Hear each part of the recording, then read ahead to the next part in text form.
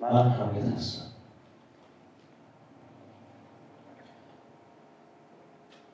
پشت بر ویرانه‌های اروپا ایستاده‌ام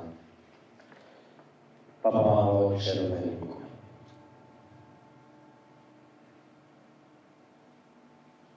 ناقوس‌ها زنگ صدای مراسم ترحیم را می‌نوازند. یک زوج، مرد آدمکش و بیوه زن، در پی تابوت لاشه رایحت آن بزرگوار با آهستگی قدم برمی‌دارند و در یک سوگواری که مزد ناچیزی برایش پرداخت کردند می‌روند.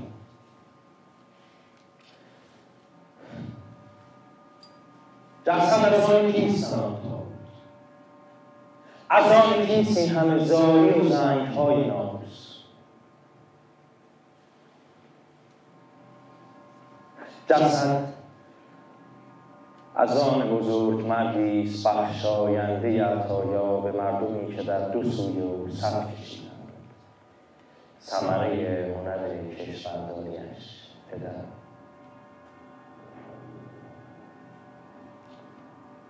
او مردی بود که همه چیز را می‌گرفت، اما از همه.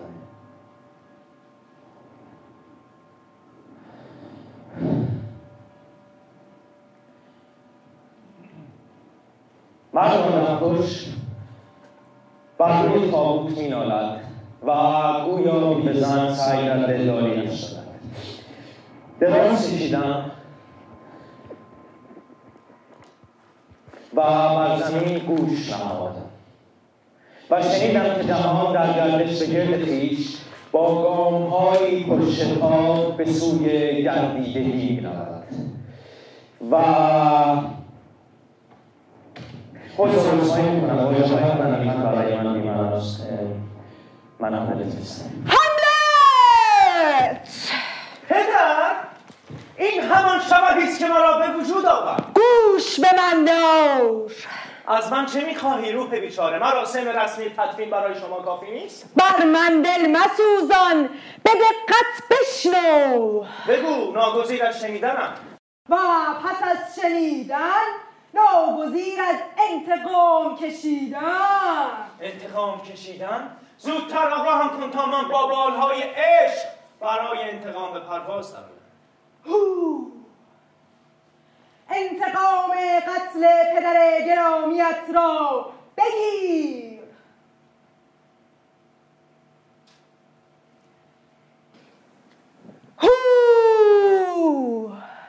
قتلی بس فجیع و ناهنجار.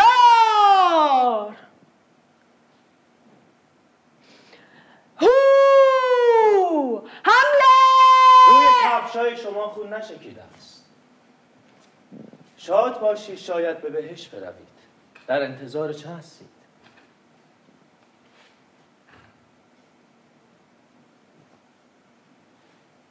خروس‌ها را سر بریدند. سحری در کار نیست دوشیزه.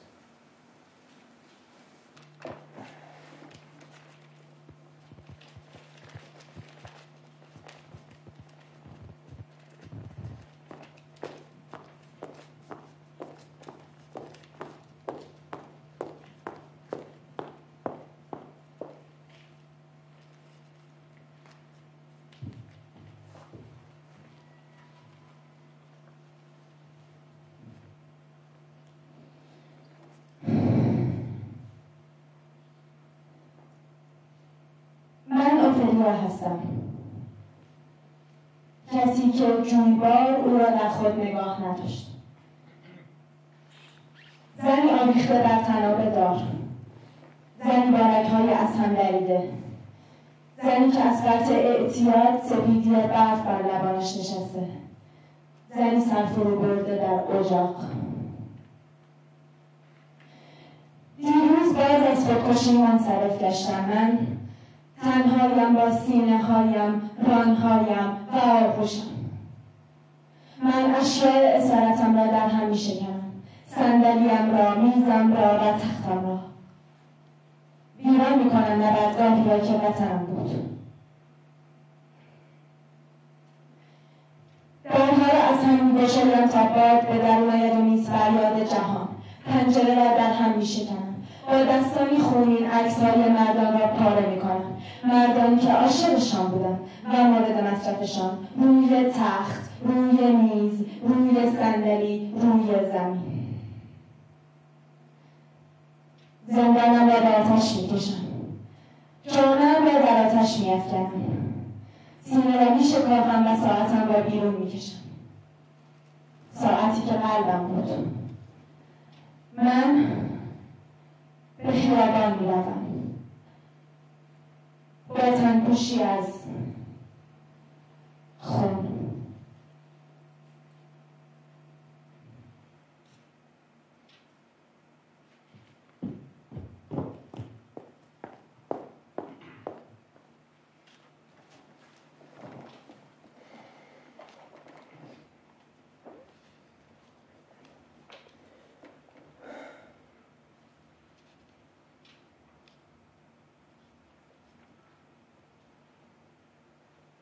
ببخشید شما هم برای شرکت در مراسم ترحیم پدر بزرگوار من آمدید.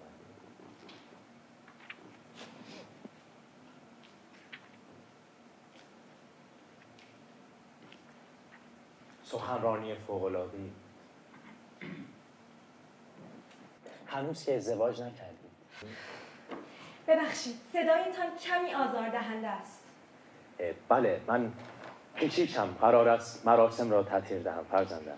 لباستان این را نشان نمی‌دهد. نمیخواهم آنها بفهمند. اوفلیا.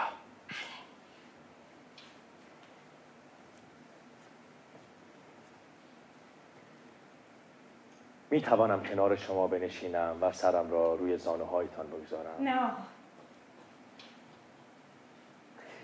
میخواهم سرم در جای امنی قرار گیرد. این خواسته ممکن نیست. ببخشید شما فکر میکنید من منظور زشتی دارم؟ من هیچ فکری نمی کنم. در هر صورت سرگذاشتن روی شانه های یک جور چیز فکر خوبی است. ببخشید چیزی گفتید؟ چیزی گفتید؟ من چیزی نگفتم. من هم چیزی نگفتم. آمین. سرخوشید نه؟ بله. انسان بهتر از سرخوش بودن کاری دارد. مثلا مادرم را ببینید چه شاد و خندان به نظر میرسد، در صورتی که چند ساعتی بیشتر نیز پدرم مرده است، اما مانند یک خرگوش میمانند که به این طرف و آن طرف کلیسا میدود. گویا مادر من حیوان است که میخواد نباید با مادر شوخی کنم. کاش حداقل با شوخی جواب نامه‌ام را میدادید. پس به خاطر همین است که لب و لوچه های شما مانند صورتتان آویزان است.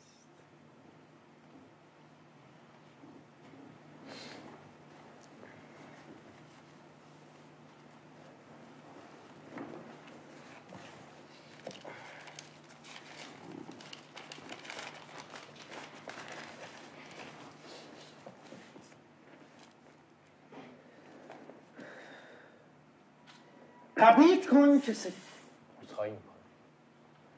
که ستارگان از آتشند، تردید کن که خورشید در حرکت است، حتی در راستی حقیقت تردید کن، اما در دوستی با من هرگز تردید مکن.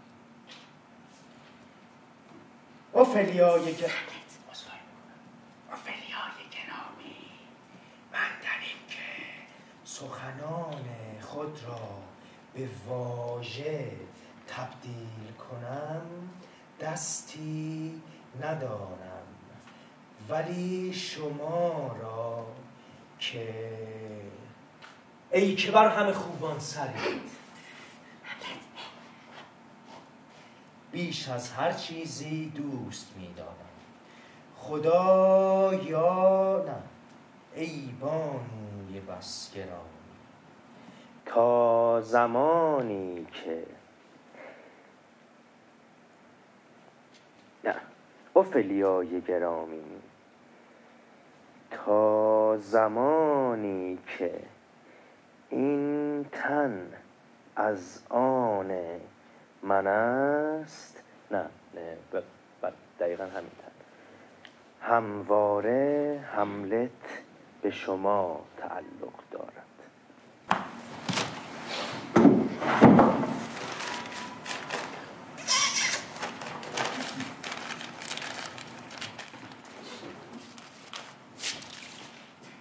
زمانی مرا دوست داشتید. نباید باور میکرد. شما این اجازه را دادید؟ من؟ بله. من بنفشه‌ای هستم در آغاز بهار، زود رس، بی دوام، خوشبو، ناپایدار. من پر از سرخوشیم. سرخوشی؟ شما چندین بار به من پیشنهاد محبت داده اید. خب باید از کسی که اراده‌اش دست خود نیست ترسید. امنیت در ترس است. فکر کنید بدون ترس به حرفای من گوش دهید یا دل ببندید. آیا دوشیزگی شما زیر سوال نخواهد رفت؟ دوشیزه؟ شما هنوز من را دوشیزه صدا میزنید. من از چه باید بترسم؟ تو خوب میدانی دست و دل باز بودن چگونه است. خوب میدانی که خون به جوش برسد همه چیز فراموش میشود. عشق تله است. تله وابسته به شکار است و شکار مرگ مرغ است. دوشیزه. من نیز مانند یک موش، نه یک مرغ، شکار تله شما هستم.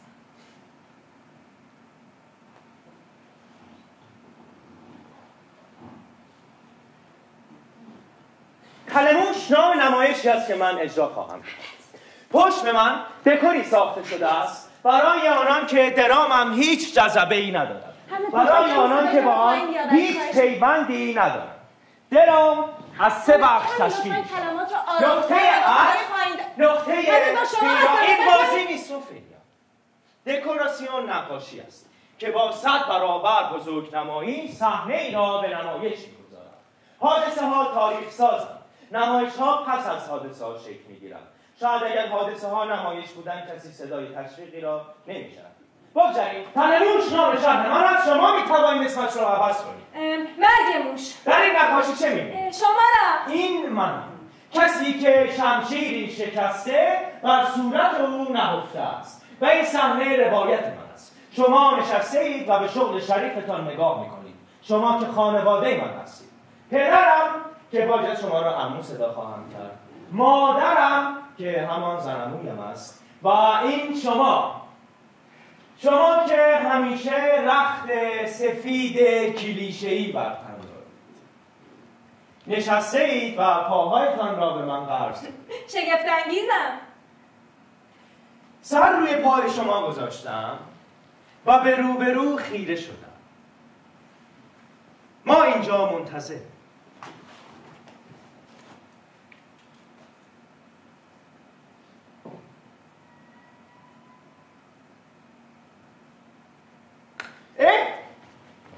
این آقا پدر شما هستن؟ نه، این آقا پدر من نیست. خب در رکاب و بزکبازان دوز و کرک وارد می شوند. نمایش شروع می شود. داستانی غم‌انگیز در خور پدر بزرگوار من که همان عموی عزیزم است. پدر به نمایش برادرکشی نگاه می کند و مادر از عصیان دلقک‌ها می خندد و تو به پاهایت فکر می کنی و من گویی در انتظار موجی عظیم برای برگشت تو لب ساحل دراز کشیدم. دلقک‌ها واقعه را طوری اجرا می کنند که مادرم از خنده دهانش گشاد می شود، پدر به پدر لبخند می زند و برادر به برادر از مادر اجازه می گیرد برای مرگی درجه 3. بگذارید در این لحظه همون که از خنده‌های مادر که به شکلی شگفت انگیز محو اجرا شده از پوزخندی می زند. سکوت. پاهایت را می کشی و من سر بر روی زمین می گذارم. همه در حال تماشای شرم واقع هستند.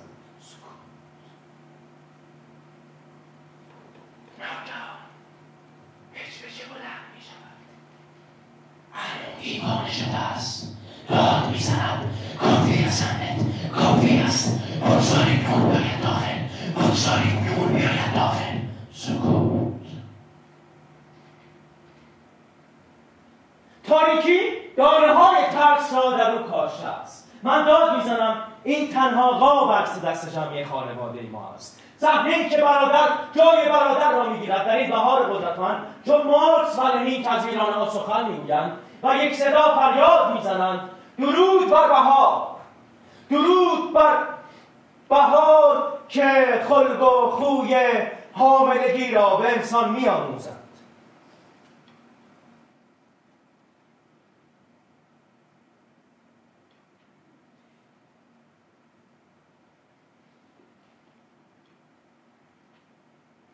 انسان موجودی است داشته روان کرد.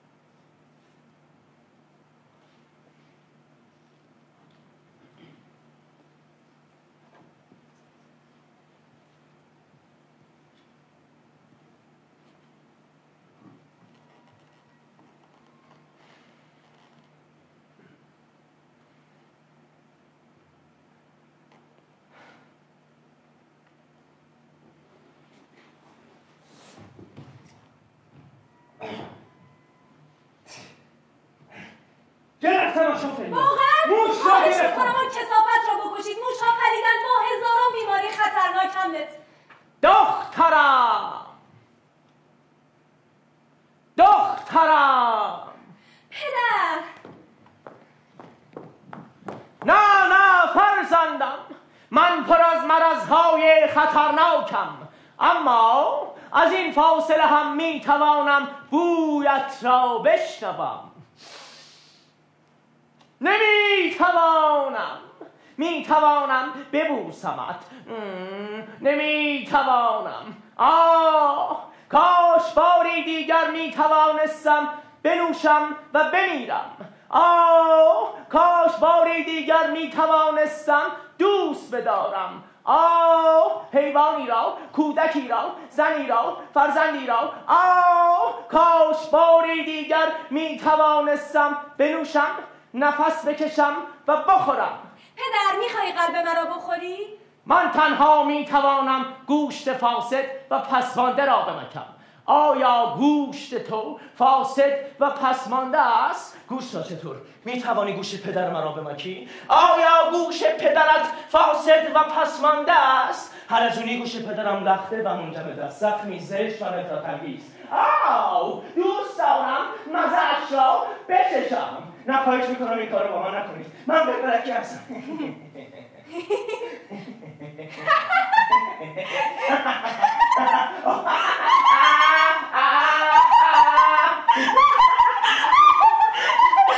پدر میخوایی من چشمانم را ببندم تا تو پشت پرده قایم شوی؟ اما نتوانم پیدایت کنم. بازیگوشی برایم بسیار شیرین است. پس من تا بزرگترین عددی که میشناسم میشمارم. 1 2 3 4 5 6 7 8 9 10 11 12 13 میخواید خود را آماده پوشیدن کفن کنید عمو جان. 15 دعا مانند جادو عمل می کند. حتی می تواند من را که پر از کثافتم بشوید. قصه های برادرکشی با من شروع شد. من برادرکشم. دعا مرا می شوید اما سفیدم نمی کند. دعا زمان که لاشه پدرم داخل تابوت بود باید دعا می‌کردی، نه بر روی مادرم. همانطور که زمان لاشه پدرت را از بین میبرد، من پدر جدیدت خواهم شد و تو عودت خواهی کرد. آیا مادرم به بازوان و آغوشتون عادت کرده است پدر؟ عمو جان، عادت همه چیز را در خود میبلعد، حتی مادرت را. کاش تظاهر کردن برایت عادت میشد. همانطور که تو دیوانگی را تظاهر میکنی، همانطور که دوست داشتن او را تظاهر میکنی، من تنها میتوانم هنگام خواب روی مادرت تظاهر کنم. هملت. 47 48 49 50 51 52 موش موش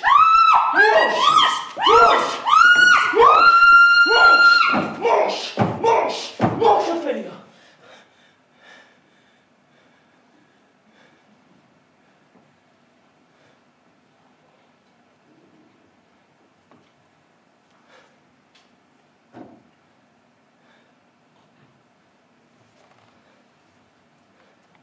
باید تنها باشم. من مایه درد سر شما هستم. هملت، من دلیل دیوانگی شما هستم؟ تو دلیل دیوانگی من هستی. من دروغ‌هایت رو باور دارم.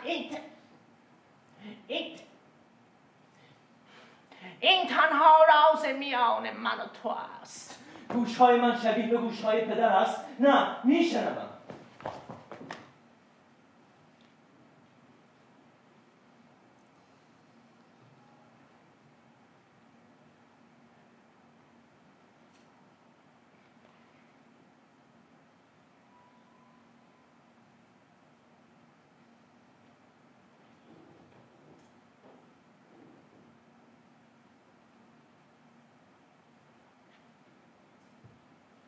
چرا اجازه میدهی در مجلس ترحیم پدرت برقصم؟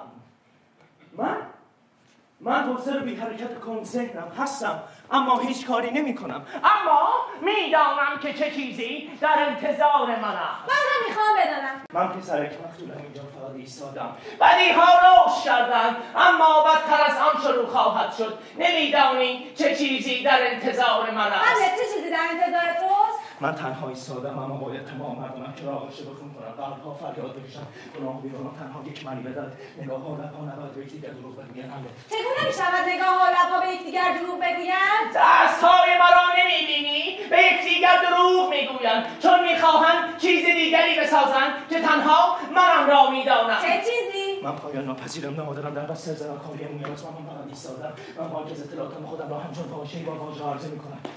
اما در پایان تنها من میدانم که چه چیزی در انتظار من است. خواهش میکنم به من هم بگویید چه چیزی؟ حرفهای من برای پدر است. کاری که انجام خواهم داد برای مادر است و تنها من میدانم که چه چیزی در انتظار من است. چه چیزی؟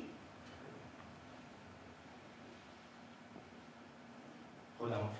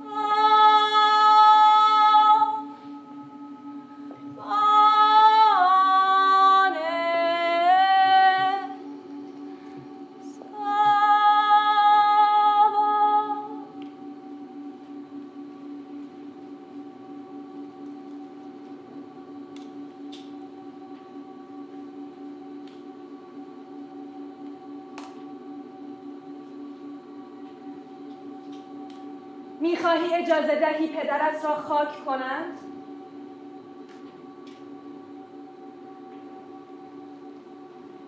نمیخواهی برای آخرین بار نگاهش کنی؟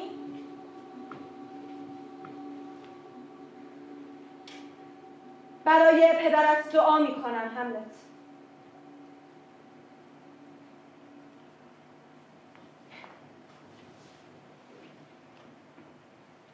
تابلوی زیبایی است.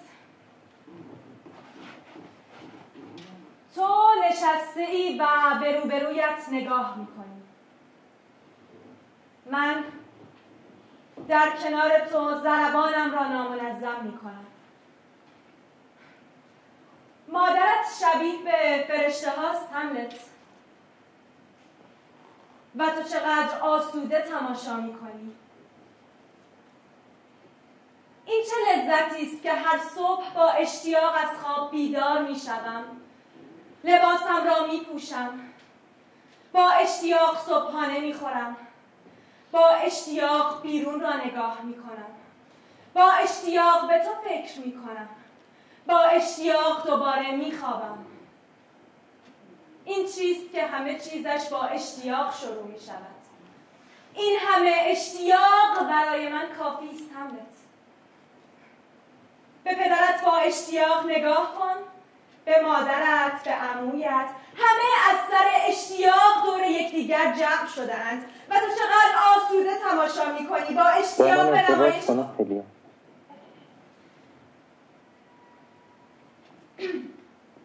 ببخشید، چیزی گفتید؟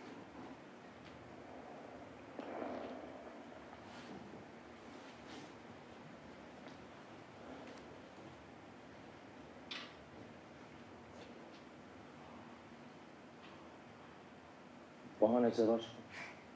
این هذیان است هملت. قبل از این میخواهم تمام گناهانم شسته شود پدر. باورم نمی شود. لطفا نروید هملت، حرف دارم. با شما هستم، میشنوید؟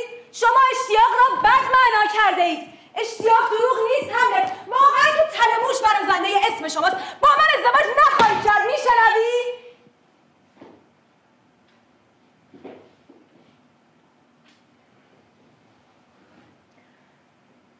این هم یک بازی دیگر است.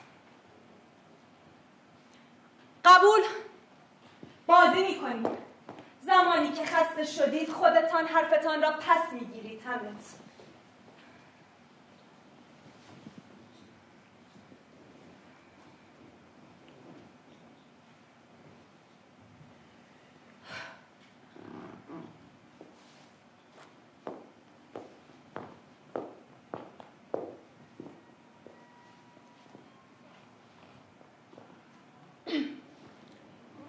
می توانیم شروع کنیم فرزندم. از بار گناه ببخشید، مقدمات و تشریفات یادم رفت. مهم نیست، شروع کنید. من شما را از گناههایتان می شویم. از بار گناه گوشت بدنم داغ شده است. میخواهم آن را بشکافم. چه گناهی فرزندم؟ میخواهم درون رگهایم زندگی کنم، درون هزار توی جمجمه‌ام، درون مغز و استخوان‌هایم. در درون زندگی کردن خوب نیست. به اطرافت بیشتر نگاه کن، زیبایی ها در نزدیکی توست. میخواهم در دل روده هایم منزوی شوم، درون مدفوعم جای بگیرم، درون خونم. باید ازدواج کنی تا خوبی ها به سمتت آید. گناهت چیست؟ جایی که بدنها از هم میشکافند تا بتوانم درون خون خود تنها بمانم. افکارم زخم‌های درون مغزم هستند. مغز من یک زخم است. این تنها راز میان من و توست. گناهت چیست؟ دست‌هایی برای گرفتن، چیست؟ پاهایی برای رفتن، بدون درد، بدون یا حرف بزن یا بمیر.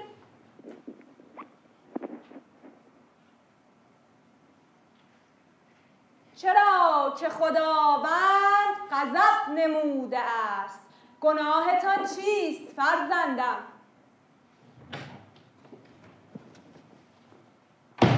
نمیتوانی با من این گونه برخورد کنی. فراموش کردی من که هستم؟ اوفلیا،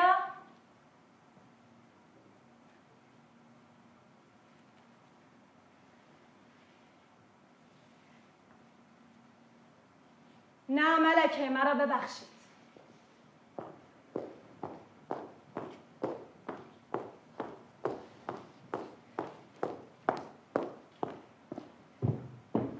نه مادر، من هرگز نمیتوانم شما زنمویم را فراموش کنم. شما ملکه‌اید. شما همسر برادر شوهرتان هستید و با کمال تأسف مادر من. کسی که از سینه‌هایش گل‌های سرخ می‌شکفد، اما زهدانش گودال ماران است. زهدان مادران خیابان یک طرفه نیست. ای کاش به یادم نمی‌آوردم. ای کاش پدرم آنگاه که لای گوشت بود یک سوراخ کمتر داشتی تا من ملزم به هستی نمی‌شدم که به یادم آیی. مادگی‌ها باید دوخته می‌شد. جهانی خالی از مادران. مادر، هملت مادر، من تو را باری دیگر دوشیزه‌ای باکره می‌سازم تا پادشاهیت یک شنشوی خون‌آلود داشته باشد. اکنون دستانت را از گوش می‌بندم، زیرا نفرت دارم که با آن دست‌ها و با تور عروسیت را با آغوش بکشی. فریاد بکش مادر، تکه‌های لباس عروسیت را با خاکی که زمانی برای پدرم بود از می‌آلایم، چهره‌ات را، شکمت را و سینه‌هایت را. اکنون هم خوابت می‌شوم، پا گذاشتن در جای پای نامری او، جای پای پدرم. فریادت را با لب‌هایم خفه می‌کنم. میوه تنت را می‌شناسی، حالا دیگر به عروسیت برو و امشب در بستر و عمویم موشی جان بگو. موشی جان، می‌خوای کمکت کنم عمو تا خودت را بکشی رویش؟ لنگ‌هایت را از هم باز کن مادر. می‌خواهم جسد را در چاله‌ای از مسترا بچپانم تا قصد در گندگاه شاهانه خفه شود. اوفلیا، آیا قلبم را می‌خوری؟ من راه بر تشکیل کنندگان بستم. تابوت را با شمشیر شکافتم، تیغ شکست. با شمشیر شکسته تابوت را گشودم. تابوت شکست و گوش مرده پدر را میان مردم نکبت‌زده قسمت کردم که گردم ایستاده بودند. لاشه با لاشه دم پر می شود، سوگواری به سور تبدیل می شود و سور به سور و سور چرانی.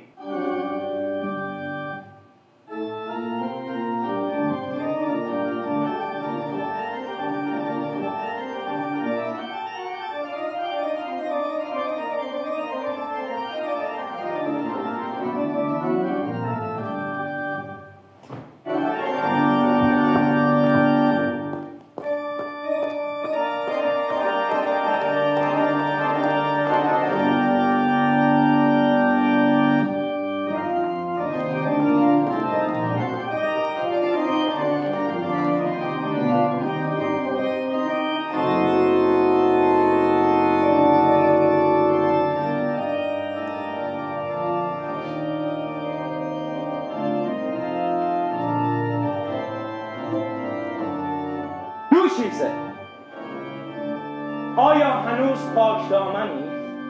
میخواهی چیزی بگویی؟ شما بسیار زیبایی. این که در عین زیبایی پاک دامنم باید از من دوری کنی. این دو مقوله با هم سازگار نیستند هملت. من هملت از امروز سوگند میخورم اوفلیا را به عنوان دوست خود من برای حفظ خود از تو و تمامی مردان به صومعه میروم. تو مرا بین زمین و آسمان معلق نگه داشتی. تو باعث شدی خودم را آنقدر گناهکار بدانم که آرزو کنم ای کاش هرگز از مادر زاده نشده بودم. من به هیچ یک از شما اعتماد نمی‌کنم و به صومعه میروم هملت. من میخوام ازدواج کنم. اگر میخوای ازدواج کنی با یک ابله ازدواج کن، چون من میدانم با من چه خواهی کرد. خیال کردی دیوانگیتان را نمیبینم؟ لحظه یک صورت داری و لحظه بعد صورتی دیگر. من دیگر شکار تن شما نیستم هملت. این ممکن نیست خانم. ازدواج در کار نیست. این آخرین حرف من است. آنان که ازدواج نکردند همان گونه که هستند میمانند، تغییری نمیکنند. این جهیزیه من است. مرگ ما را از هم جدا سازد. آمین.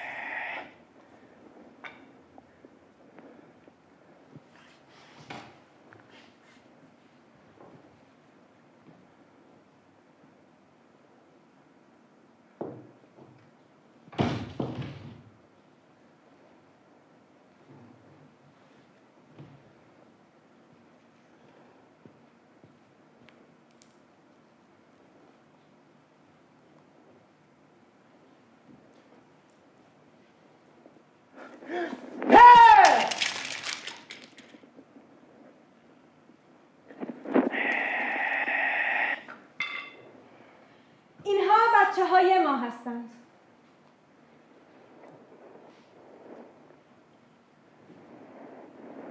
نمایش شروع می شود.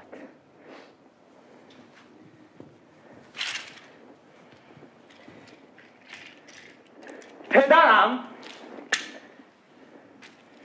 عمویم و مادرم که همان زن عمویم است.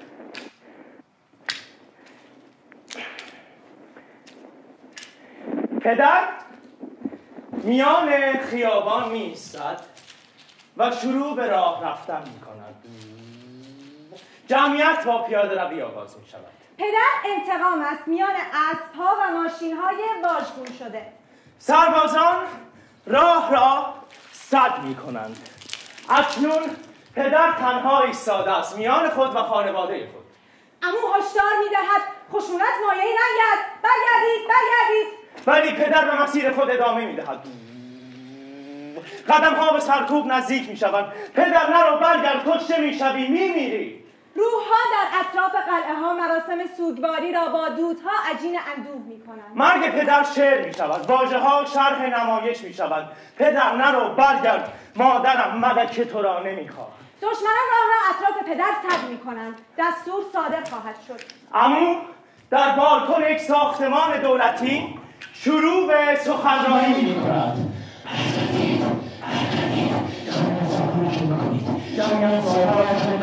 ناگهان جمعیت تشویق می‌کنند. پدر اولین سنگ را بر سر او پرتاب می‌کند. عمو خود را پنهان می‌کند. شعرها تبدیل به فریاد می‌شود. عمو دیوانه شده است. دستور صادر می‌شود. بکشیدش. خونبه‌های حملت بزرگ مرگ است. برادر جای برادر را می‌گیرد. مادرم از خنده دهانش گشاد می‌شود. نگاه کنید، من داد می‌زنم. این تنها قاب عکس دست جمعی خانواده ما است. از لرزش پایکوبی‌ها زمین می‌لرزد. ساختمان می‌لرزد. آسمان نیز می‌لرزد. اسب‌ها شروع به شیهیدن می‌کنند. موش‌ها از شدت لرزش زمین به بیرون هجوم می‌آورند، به شهر. کل شهر را می‌گیرند. ملکه فریاد می‌زند موشی جان. پدرم می‌میرد، مادرم فرشته می‌شود. سر روی پای پدر می‌گذارم. سربازان ذخیره به میدان می‌آیند. اکنون موش‌ها جنازه پدرم را با خودشان حمل می‌کنند و فریاد می‌زنند: زنده باد موشی جان! زنده باد موشی جان! موش‌ها کل شهر را می‌گیرند. سربازان از شدت و تعداد موش‌ها می‌ترسند و فرار می‌کنند. مردم از موش‌ها می‌ترسند. موش‌ها همه را می‌خورند و فریاد می‌زنند: زنده باد موشی جان!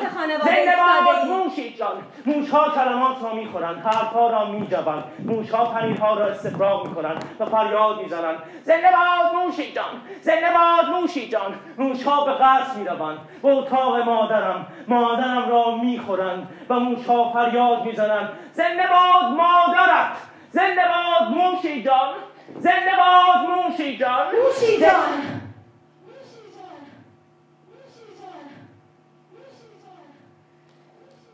تو کدام سمت خانواده ایستاده‌ای؟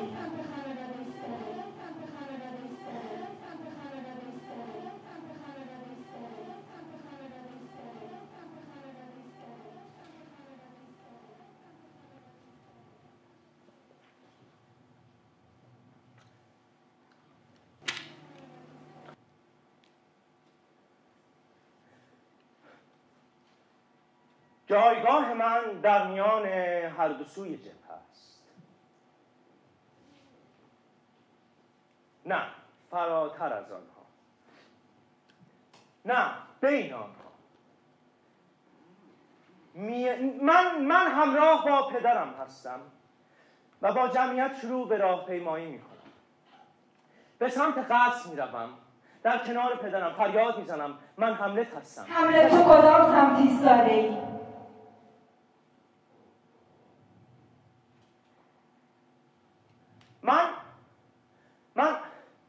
من بین عمو و پدرم هستم. نه، من میان بوی عرق انبوه مردم قرار میگیرم و به مرگ پدر خودم که در حال کشته شدن است نگاه میکنم و نه، من بین سرها و صداها هستم، بدون دست بدون پا تنها نگاه میکنم. کدام سمت ایستاده ای؟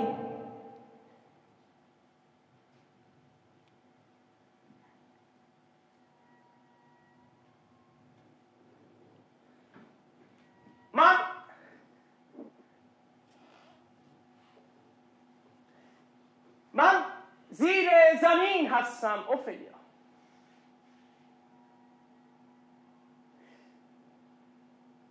از شدت پالکوبی ها صدای جمعیت را میشنوم. به بیرون میآیم و پدر خودم را میبینم که غرق در خون است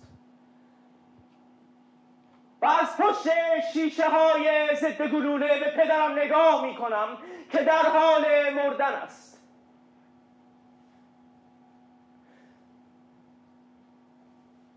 من آنجا بوی عرق وحشت خودم را حس میکنم و از استفراغ به خفگی میافتم و مشتم را بر علیه خودم تکان میدهم. مرگ بر خودم، مرگ بر خودم، مرگ بر خودم.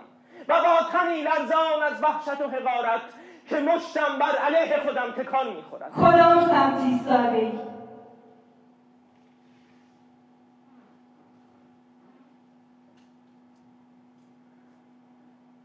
اوفلیا، من همراه با جمعیت هستم.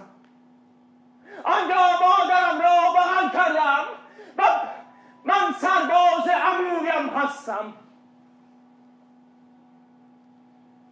سرم زیر کلاه خود پوک است. فریاد خودم را زیر زنجیر تانک ها خفه می کنم. تناب دار را گره می زنم، چهارپایه را می کشم و گردنم می چکند. موشی جان! به من نگو موشی جان.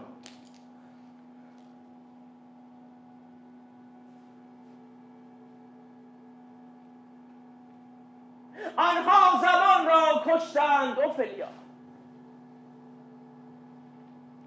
من نیز زمان را می کشم، یگانه با تمامی خویشتنم.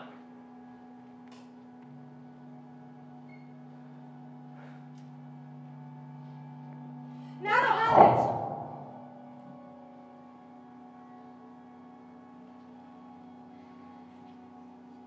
اینها بچه های ما هستند. باید مراقبشان بود. مراقبت گاهی سخت است. با من بازی کن اما آنها را خراب نکن. نرو. خانواده را ترک نکن. خانواده باید کنار یکدیگر باشند.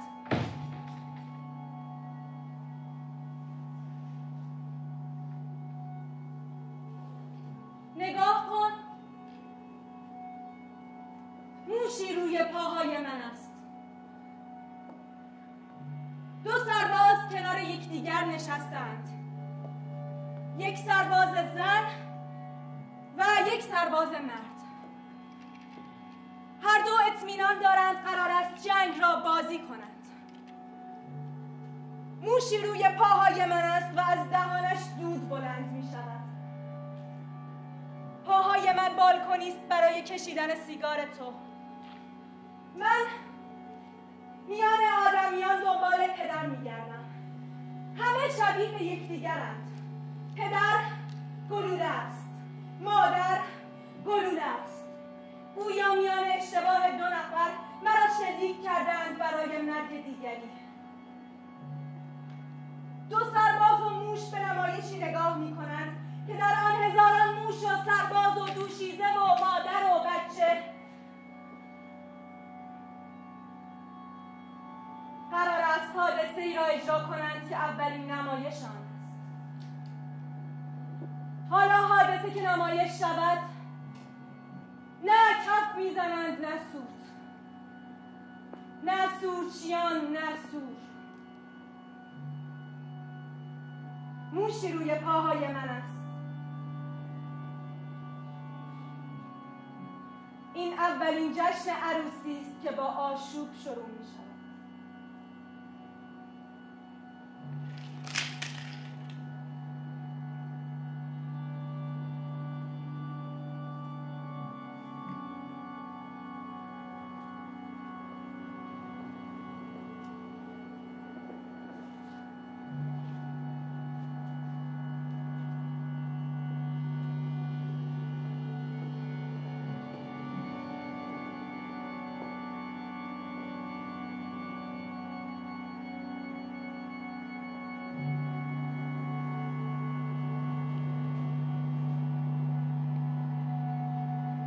این